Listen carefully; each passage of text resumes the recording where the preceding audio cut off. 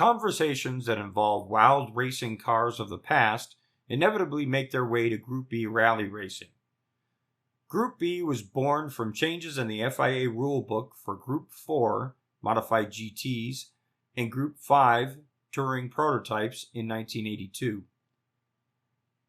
Group A was introduced as a production-based series limited in power, weight, technology, and overall cost, while Group B had very few limiting factors, including having only 200 production cars for homologation. Exotic materials and no-limit boost meant speed and power output for Group B would more than double in its 5-year run. Initially successful, Group B's downfall would be the rising cost of competing and the drastic speeds causing multiple deaths to spectators and most notably Henri Toivonen and Sergio Cresto, driver and co-driver of Team Lancia's Delta S4. While Group B rallying has been covered by many in writing and documentaries, the other side of Group B isn't discussed as much, probably because it never actually came to be. When the FIA created Group B, rallying wasn't the only thing on its mind. Le Mans Racing was also getting a new series, Group C, and they were looking to do a complete reset and reorder of the rules and classes. Group A and B were going to be part of those changes. As manufacturers were working on proposed cars and introducing them to the public, Group B Rally had ended, and along with it the plans of a Group B Road Series. A handful of companies created cars aimed at the proposed series, and had even produced cars. Porsche, with their newest 959, a 911-based vehicle with all-wheel drive and electronics not yet seen in any vehicle they offered. And Ferrari, whose 288 GTO and F40 both went the complete opposite direction. Ferrari seen the series as a chance to show off their turbo technology derived from Formula One. Both cars were more a brute force approach, with limited technology outside of the engine, and in the case of the F40, its monocoque chassis. Jaguar even threw their hat in the ring with the beautifully designed XJ220, originally designed for a V12, but eventually produced with a twin-turbo V6. The final known candidate came from Ford. Already involved with Group B rally racing, Ford decided to kill two birds with one stone. A road race prepped RS200 was designed and built, as they already had produced enough street cars to qualify. During the race you're about to see, you may notice that I jumped from third to first on the final lap. What I didn't realize at first is the base setup for the Ferrari F40 was very light on fuel, so they pitted on the start of the final lap. I should not have won, as they were a good second faster a lap than the Porsche. I guess that 100 extra horsepower makes for a thirsty engine.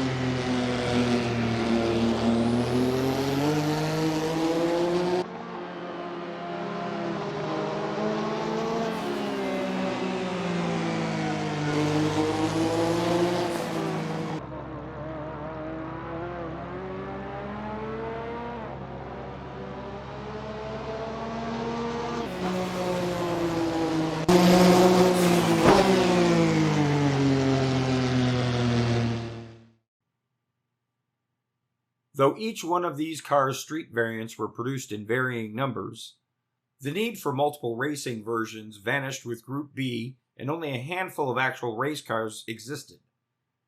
One actual Porsche 961 raced a few times in America, notably the 24 Hours of Daytona. 6 Ferrari 288 GTO Evolution prototypes were made, with 3 of those being pulled into the design production for the F40. None of the remaining 3 actually raced.